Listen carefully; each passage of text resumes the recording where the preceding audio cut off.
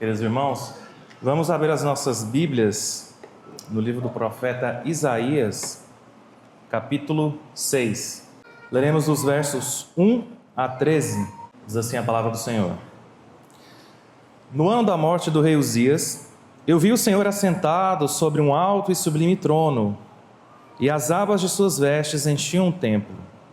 Serafins estavam por cima dele, cada um tinha 6 asas, com 2 cobria o rosto, com 2 cobria os pés e com 2 voava. E clamavam uns para os outros, dizendo: Santo, Santo, Santo é o Senhor dos exércitos, toda a terra está cheia da sua glória. À base do limiar se moveram à voz do que clamava, e a casa se encheu de fumaça.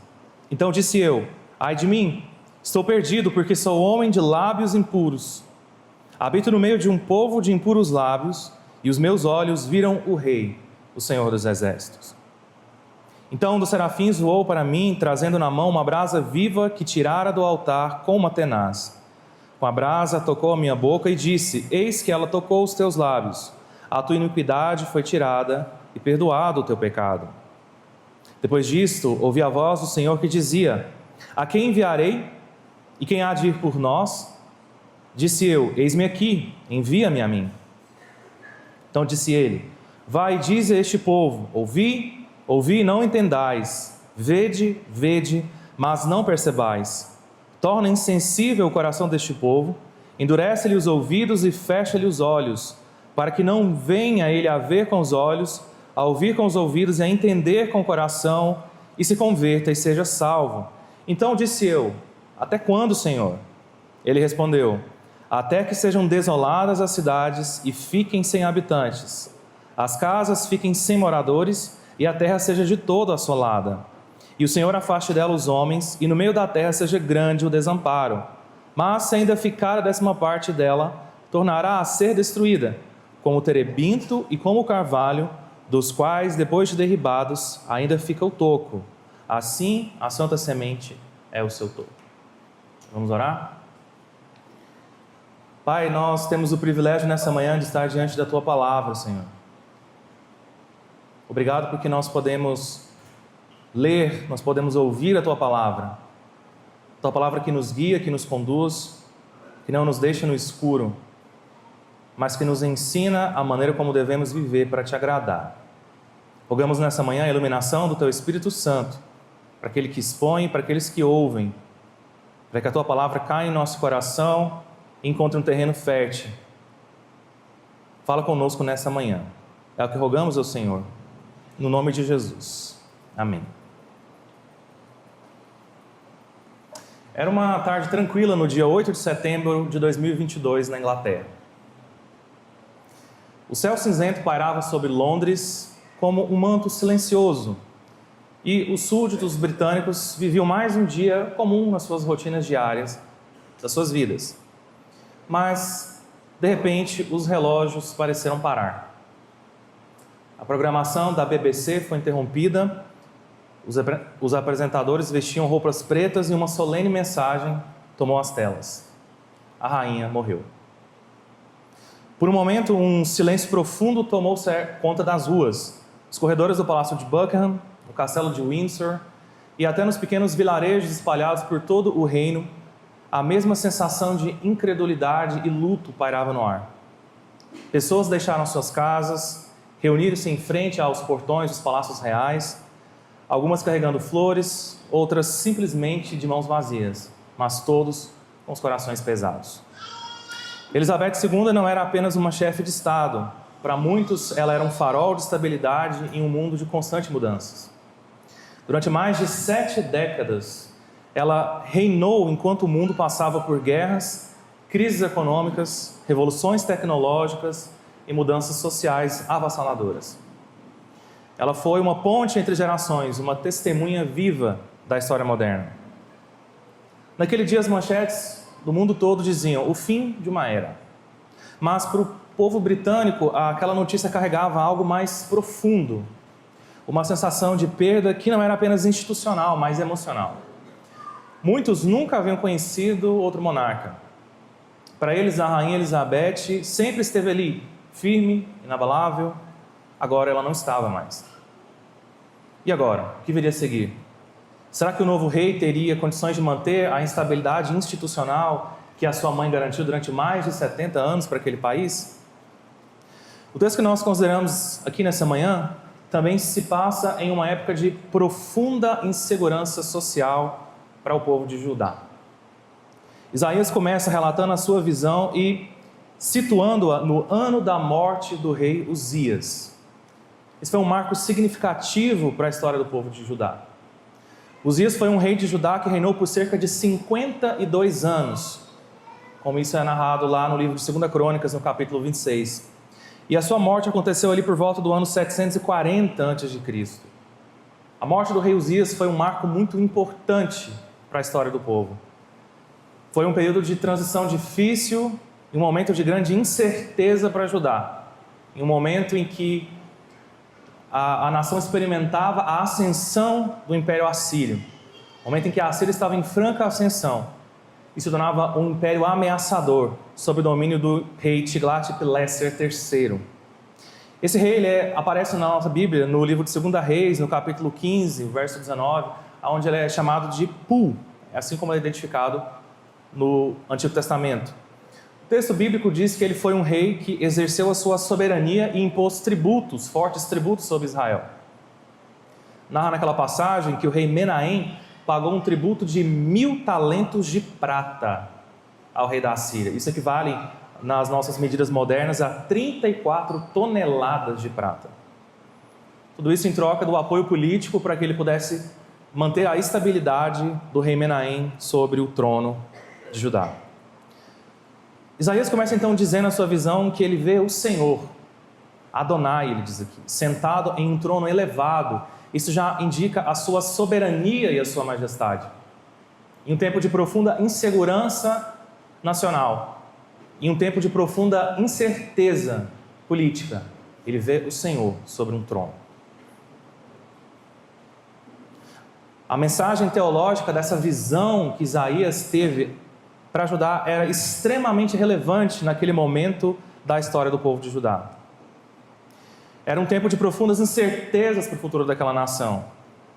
Por um lado, o rei Uzias, que reinou por longas décadas, trouxe uma estabilidade e segurança que o povo precisava naquele momento, por causa daquelas todas as instabilidades políticas na região. E por outro lado, a morte do rei Uzias também coincidiu com essa ascensão da Assíria, e isso ameaçava a existência de Judá como um reino independente. Isaías nos mostra aqui, então, em primeiro lugar, a santidade de Deus. Veja isso dos versos 1 a 7. Esse capítulo de Isaías 6 ele é fundamental em todo o livro, para nós entendermos a mensagem do profeta Isaías para o povo de Deus de todos os tempos. Os versos 1 a 4, então, descrevem essa visão que ele tem no templo. Ele vê o Senhor no templo. Ele vê o Senhor, então, sentado nesse trono sublime e alto. Ele vê o Senhor cercado de serafins. Acima do Senhor estavam essas criaturas angelicais, que o texto descreve como tendo 6 asas. Com 2 elas cobriam o rosto, com 2 eles cobriam os pés, e com 2 voavam. Essa palavra serafim, ela significa os ardentes, indicando uma pureza e a intensa glória desses seres celestiais. A descrição, a maneira como as suas asas são descritas, nos falam de a sua reverência em relação a Deus, já que eles não ousam olhar para Deus, eles escondem o rosto. Por outro lado, também mostra a sua humildade perante a glória do Criador, eles cobrem os pés. Mas também mostra a sua prontidão para servir, eles estão voando, eles estão preparados prontamente para obedecer às ordens do Deus Altíssimo. Eles demonstram então uma grande reverência e humildade diante da santidade do Senhor.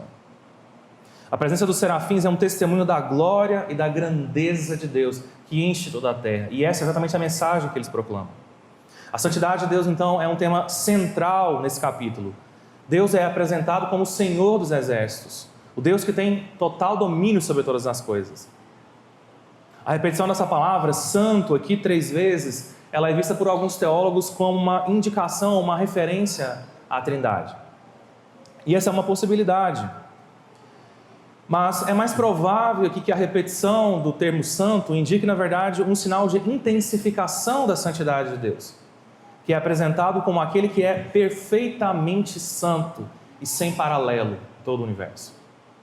A revelação da santidade de Deus, ela é extremamente importante para nós compreendermos, irmãos, porque ela está na base da relação de Deus com Israel, que é afirmada na aliança, na visão de Isaías. Está na base da aliança que Deus estabeleceu com o seu povo. Deus sempre deixou isso muito claro ao seu povo, que Deus é santo, e por causa disso o homem não pode permanecer na sua presença, a não ser que seus pecados sejam expiados, a não ser que a sua iniquidade seja perdoada por Deus. O homem não pode se aproximar do Senhor. Aquele que se assenta no trono é chamado aí na visão de Senhor dos Exércitos. Essa expressão em hebraico é Yahvé Tsebaot, uma referência a Deus como o comandante dos exércitos celestiais, das tropas angelicais. E que é importante nós observarmos, porque a tradução Senhor, ela muitas vezes nos faz perder a importância do nome teológico de Deus, aqui apresentado nessa visão. Yahvé é o Deus do pacto, Yahvé é o Deus da aliança, aquele que se manifestou a Abraão, a Isaac e a Jacó. O mesmo Deus que se manifestou a Moisés lá no capítulo 3 de Êxodo e se revelou como o Eu sou o que sou.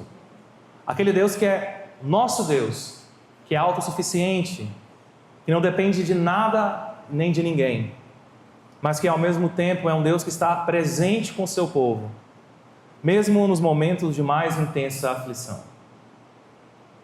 A palavra de Deus diz ainda que a glória de Deus enche toda a terra. Essa é a proclamação dos serafins. Isso era importante para a nação de Israel para mostrar que a presença de Deus não estava limitada ao templo de Jerusalém, ao templo construído pelo rei Salomão, que era um lugar central na adoração do povo de Deus na antiga dispensação do Pacto da Graça. Porém, apesar de Deus ter escolhido Jerusalém e aquele templo como lugar onde ele seria adorado pelo seu povo, isso jamais podia significar para o seu povo que Deus só estivesse presente naquele templo, que era só ali que Deus se manifestava ao seu povo. A visão de Isaías, então, era para demonstrar que a glória de Deus não estava limitada a Jerusalém, não estava limitada ao pequeno reino de Judá, mas que a glória de Deus enchia toda a terra. E esse sempre foi o propósito de Deus ao longo da história da redenção, que a sua glória, que o seu nome sejam conhecidos em toda a terra.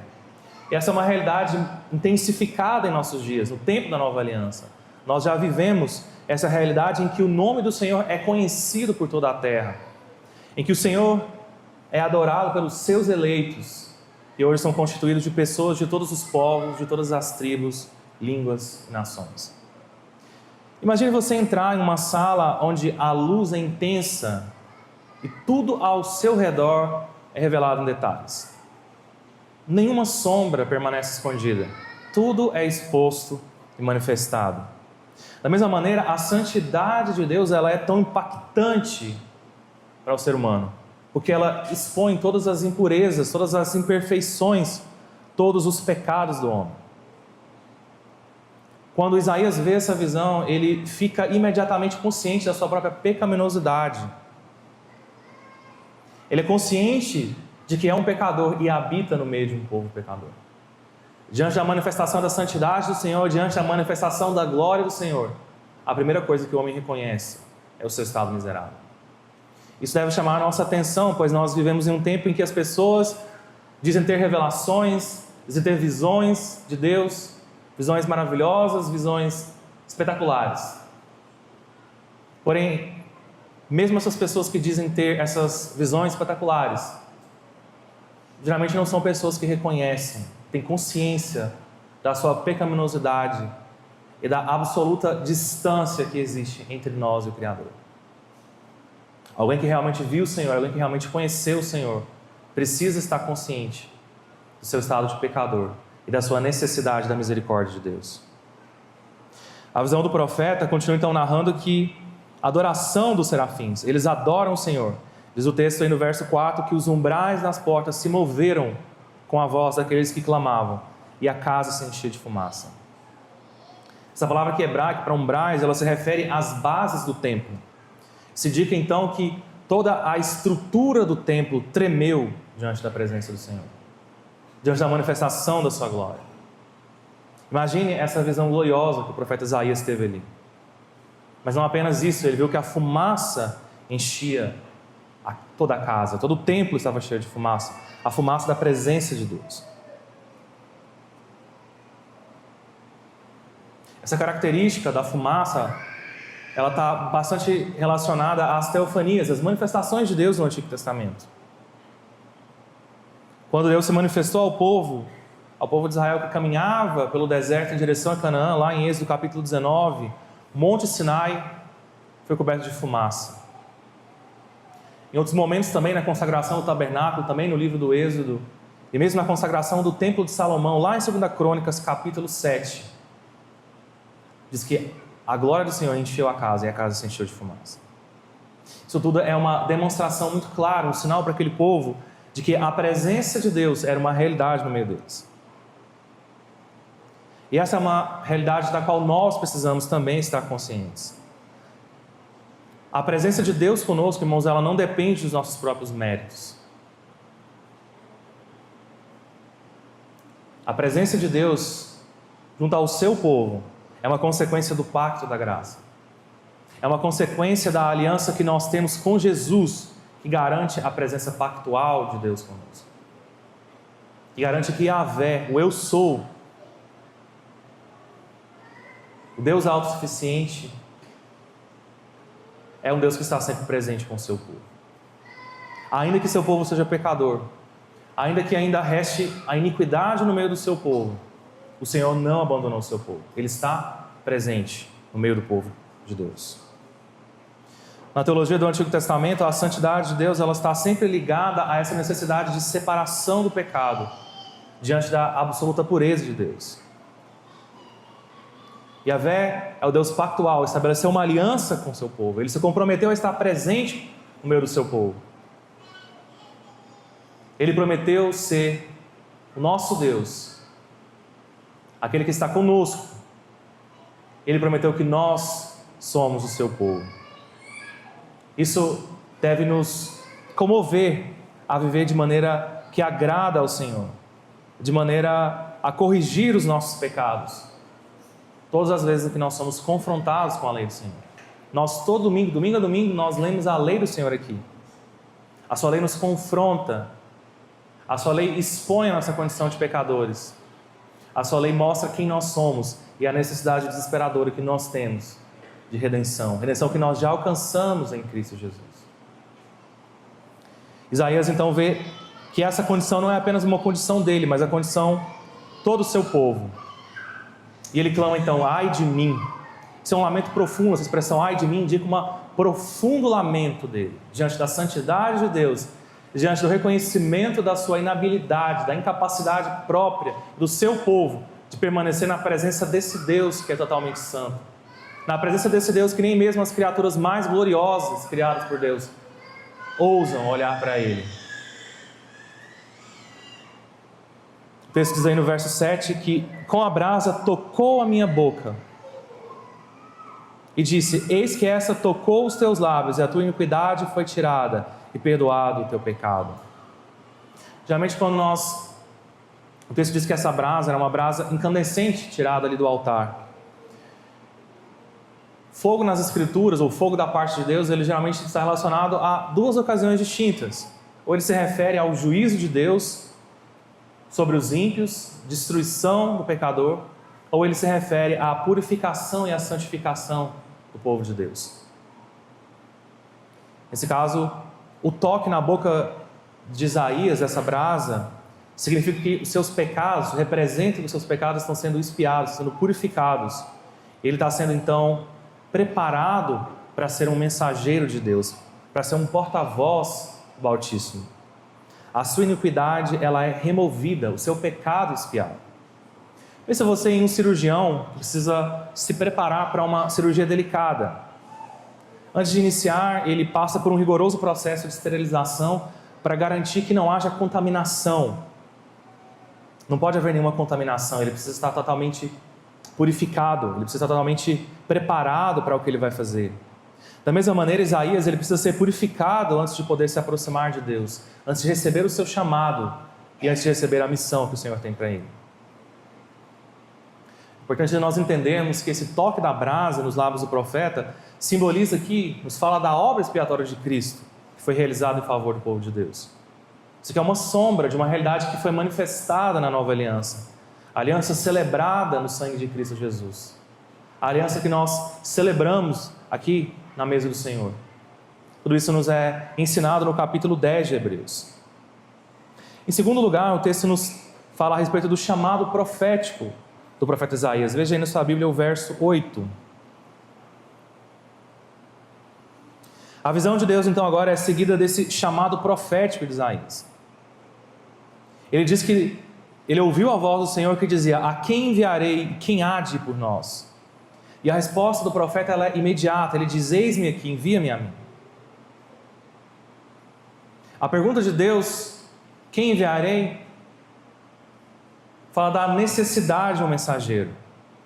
E a resposta do profeta demonstra então a sua disposição, a sua prontidão em servir a Deus. O chamado profético de Isaías é um chamado para levar uma mensagem ao povo de Deus, a um povo que não queria ouvir. É um chamado para ser um mensageiro que proclama a palavra do Senhor e guia o povo em tempos de escuridão, em tempos de profunda insegurança. É preciso estar pronto, é preciso estar preparado para levar a palavra de Deus. Isaías reconhece o chamado divino e ele atende prontamente a esse chamado. Quando nós lemos a respeito disso, nós devemos nos perguntar: e quanto a nós, irmãos? Qual é a nossa prontidão para obedecer à voz do Senhor quando nós somos comissionados por Ele para o seu serviço? Geralmente nós buscamos desculpas para dizer não, para ignorarmos a voz do Senhor. Muitas vezes nós vemos a necessidade na igreja, nós estamos conscientes das carências, das áreas que precisam ser preenchidas pelo trabalho. E pode até ser que nós estamos conscientes de termos os dons, de termos as condições para servir, mas nós nos acomodamos. Nós preferimos ficar sentados de camarote vendo os outros trabalharem. Alguns estudiosos na área de plantação de igrejas chegaram a uma conclusão com base em pesquisas e estudos realizados, e eles constataram uma estatística muito triste.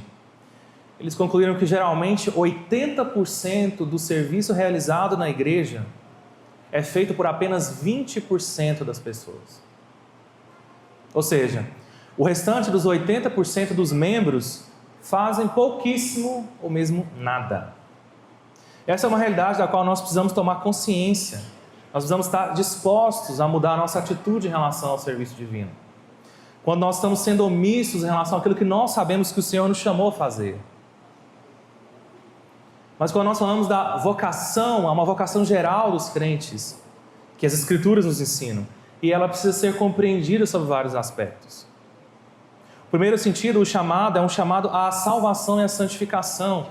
Essa, então, é a nossa mais fundamental vocação como crentes, para sermos reconciliados com Deus por meio de Cristo. Esse chamado, ele inclui a fé, inclui o arrependimento, inclui uma vida de obediência à palavra de Deus. João Calvino enfatizava isso, dizendo que a vocação ela é um ato soberano de Deus, pelo qual Ele chama os seus eleitos à fé e progressivamente os santifica. A vocação também fala do sacerdócio universal dos crentes. Isso é algo que a tradição reformada sempre enfatizou, com base no ensino escriturístico, especialmente em 1 Pedro, no capítulo 2, verso 9. Significa, irmãos, que todo crente, todo cristão, ele foi chamado a servir a Deus diretamente, sem a necessidade de mediação sacerdotal humana. Todos nós temos livre acesso a Deus. Todos aqueles que foram redimidos por Cristo Jesus são sacerdotes.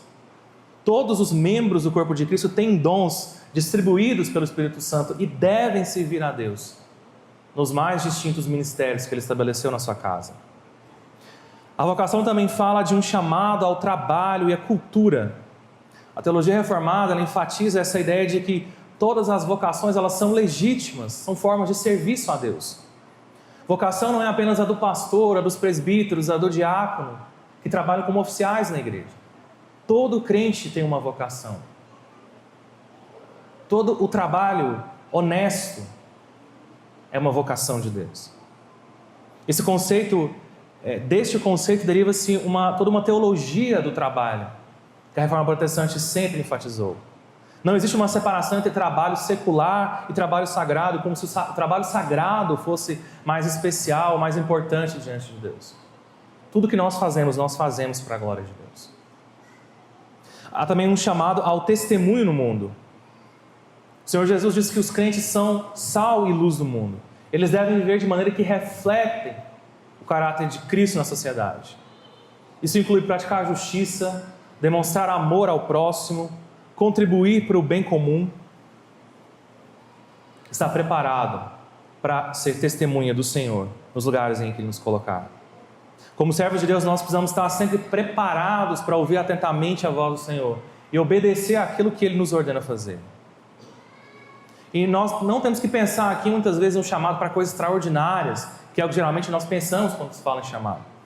Muitas vezes Deus nos chama mesmo, irmãos, para fazer coisas pequenas.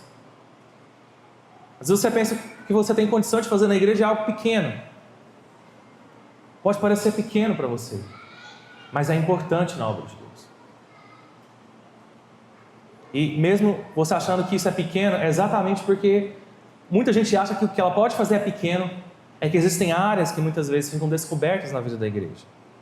Muitas vezes Deus nos concede dons, habilidades, recursos para nós sermos instrumentos da sua graça comum, para abençoarmos as pessoas, para sermos um instrumento da graça de Deus nas profissões nas quais Ele nos colocou, na qual Ele nos habilitou a servir.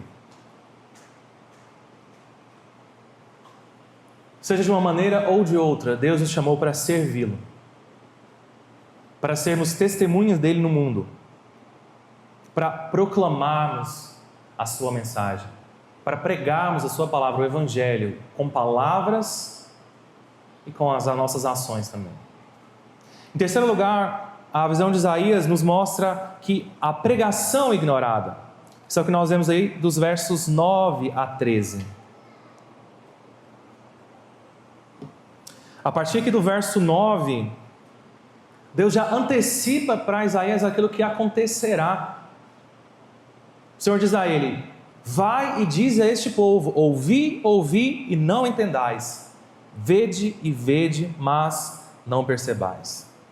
Deus está dizendo aqui para Isaías que ele vai pregar uma mensagem cujo resultado é a incompreensão e a cegueira espiritual.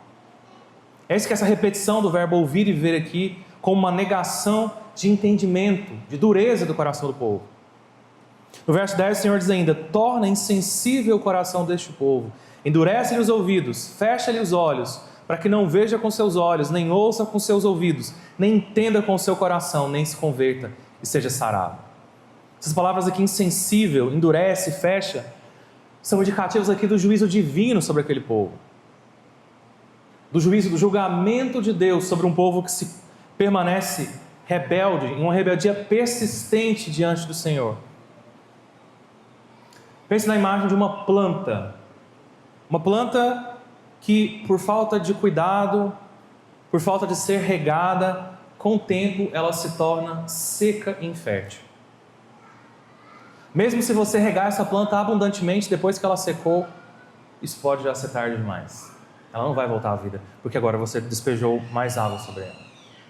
Assim também era o coração daquele povo, um povo que se tornou tão endurecido pela desobediência, mesmo ouvindo constantemente a mensagem de Deus, o chamado ao arrependimento, foram entregues à sua desobediência. A mensagem que o profeta Isaías recebe de Deus então é que a sua mensagem ela não encontraria um solo fértil para produzir arrependimento. Imagine você no lugar de Isaías. Deus está chamando você para uma missão específica. Você deve falar ao povo, você vai levar uma mensagem que é impopular, uma mensagem que ninguém quer ouvir. Ninguém vai ouvir o que você tem para proclamar. Na perspectiva humana, isso é com certeza muito desanimador. Quem teria coragem de partir para uma missão que você já sabe que não será bem sucedida? O verso 11 diz ainda: então eu disse, até quando, Senhor? E ele respondeu: até que as cidades estejam devastadas e fiquem sem habitantes, e as casas sem moradores, e a terra esteja totalmente desolada. Isaías agora quer saber qual é a extensão desse julgamento de Deus. E a resposta do Senhor, então, diz que o julgamento continuará até que haja uma desolação completa. Verso 12 diz ainda: até que o Senhor afaste dela os homens, e no meio da terra seja grande o desamparo. Essa palavra afasta aqui, ela é muito significativa, porque ela indica exatamente aquilo que acontecerá com o povo de Deus. Indica a sua remoção da terra em que Deus os colocou. Essa profecia ela seria cumprida algumas décadas depois do final do ministério de Isaías, quando a Assíria conquistasse a Samaria, a capital do Reino do Norte, e espalhasse então as 10 tribos do norte por todo o Oriente. Mas ela também ainda não seria cumprida de maneira plena nesse momento. Ainda cerca de 150 anos depois, uma outra potência, a Babilônia, estaria em ascensão. A Babilônia de Nabucodonosor, que no ano 586 conquistou Judá, devastou Jerusalém e levou o povo para o exílio da Babilônia. Isso tudo nos é narrado no livro de 2 Reis. Porém, a visão, ela parece muito desoladora, mas ela não termina em um tom de desolação. Ela não termina em um tom negativo de desespero. O verso 13 diz: e se ainda ficar a 10ª parte, tornará a ser destruída como o terebinto e como o carvalho, dos quais, depois de derrubados, ainda fica o toco, entre eles semente de santidade, será o toco dela. Essa é uma forma que nós podemos traduzir esse texto. É um verso muito difícil na língua hebraica. Mas o sentido da mensagem, que a ideia central que esse verso quer nos dar, é que existe um remanescente. Existe um remanescente do povo de Deus. Essa é um conceito muito importante na teologia de Isaías. O juízo seria devastador. Tudo pareceria perdido. Mas mesmo em meio a esse caos, Deus preserva um remanescente, um grupo pequeno fiel. E esse remanescente não é apenas poupado, mas ele é purificado, ele é preparado para um futuro renovado. Uma pequena fração escaparia do juízo, mas o texto diz que eles serão como terebinto ou como carvalho. Essa imagem aqui se refere a árvores fortes, árvores frondosas, que são reconhecidas pela sua capacidade de resistência.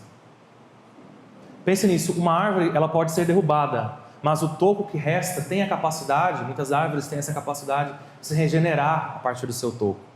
Essa é a imagem que está sendo dita ao profeta aqui. O juízo de Deus será um processo de santificação, de renovação do seu povo. Essa imagem da árvore derrubada, que ainda tem um toco, é capaz de gerar vida, nos fala do juízo divino como algo purificador. A destruição aqui, ela visa então remover a impureza e preparar o caminho para a santidade. Há uma semente santa que permanecerá. Há uma semente santa que será restaurada pelo Senhor. Isso é algo muito importante para nós compreendermos, irmãos. Isso fala da disciplina de Deus. A disciplina de Deus é algo que pode vir sobre o seu povo. E falar sobre isso hoje em dia é algo popular, as pessoas não querem ouvir isso. A gente não quer ouvir sobre disciplina.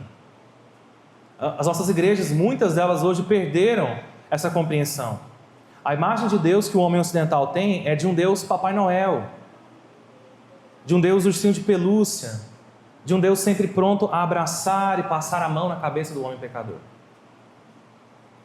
Mas essa, irmãos, não é a imagem do Senhor que as Escrituras nos dão. As Escrituras nos apresentam o Senhor como um Deus santo, um Deus justo e um Deus que não pode tolerar o pecado. Textos como esse de Isaías nos mostram o rigor que Deus pode tratar o seu povo, que mesmo ouvindo a mensagem do Evangelho e a ordem do Senhor de se arrepender, ainda permanecem obstinados no seu pecado, na sua vida de pecado, ofendendo o Senhor. Hebreus capítulo 12, verso 6, nos diz que porque o Senhor corrige a quem ama e açoita a qualquer um que recebe por filho. Se suportais a correção, Deus vos trata como filhos, porque que filho há a quem o Pai não corrija? O amor paternal do nosso Deus exige que os nossos pecados sejam tratados e que a nossa desobediência à sua lei seja resolvida, muitas vezes através da disciplina. Isso, irmãos, é necessário para o nosso bem, isso é necessário para a nossa santificação, porque Deus ama o seu povo, Ele disciplina aqueles que Ele ama. Ele não pode deixar os nossos pecados, mas Ele é um Deus que está sempre disposto a nos corrigir, a nos tratar. Esse texto, então, ele encapsula uma tensão, uma dualidade aqui entre o juízo iminente de Deus, mas ao mesmo tempo ele termina com uma esperança duradoura no plano redentor de Deus. A promessa de uma continuidade, de um remanescente. Sublinha aqui a fidelidade de Deus às suas promessas. Mesmo em meio ao juízo, mesmo em meio à disciplina severa que Deus daria sobre o seu povo, Deus o preserva, Deus santifica, Deus purifica o seu povo. E essa preservação, irmãos, é um testemunho da soberania divina, da sua intenção de cumprir todas as suas promessas de redenção e restauração. Suas promessas de que um dia o seu povo seria santificado pela obra redentora de Cristo Jesus, o nosso Senhor e Salvador. De que nele os nossos pecados seriam perdoados, de que nele nós teríamos todo o problema do nosso pecado resolvido de uma vez por todas na cruz. E assim nós podemos adorar e servir ao Senhor como um povo que é capaz de agradá-lo, revestido pelo Espírito Santo, para poder viver de maneira que agrada ao Senhor. Por fim, há apenas 3 breves aplicações a respeito daquilo que nós consideramos nessa manhã. Em primeiro lugar, reconheça a santidade de Deus e a necessidade de santificação. Pela obra de Cristo nós somos declarados justos diante de Deus. Mas agora é necessário viver de maneira santa. Isso é um processo que nós precisamos levar toda a vida em santificação progressiva, dia a dia mortificando o pecado. Em segundo lugar, disponha-se a servir a Deus onde quer que Ele te colocar. Ainda que isso não possa não ser lucrativo ou as perspectivas não sejam muito animadoras, é muito importante obedecer ao chamado de Deus e fazer aquilo que Ele te designou, aquilo que Ele te capacitou para fazer, mesmo que para você pareça algo pequeno. Terceiro e último lugar, confie no governo soberano de Deus sobre todas as coisas. Não importa quais sejam as estabilidades políticas, as estabilidades econômicas, sociais, não importa qual seja a inflação do país, qual seja a cotação do dólar ou qualquer outra perspectiva ruim. O povo de Deus precisa descansar, sabendo que o Senhor domina, Ele é aquele que está no alto e sublime trono e que governa todas as coisas, conforme a sua vontade, de que Ele jamais abandonará o seu povo. Vamos orar? Obrigado a Deus porque a Tua Palavra nos exorta, nos chama ao arrependimento. A Tua Palavra nos mostra a maneira que devemos viver para Te agradar. Obrigado porque a Tua Palavra nos consola em saber que o Senhor está conosco, que o Senhor jamais abandona o Seu povo, que o Senhor tem uma aliança conosco. Obrigado, Senhor, porque podemos confiar em Ti, mesmo quando as perspectivas são as piores, mesmo quando tudo parece ruim ao nosso redor, o Senhor está conosco. Ajuda-nos a viver, ó Deus, de maneira que Te agrada, pois o Senhor é santo e exige de nós santidade. Que possamos servir ao Senhor com alegria no lugar que o Senhor nos colocou, sendo testemunhas do Evangelho de maneira fiel nessa geração. É o que rogamos ao Senhor em nome de Jesus. Amém.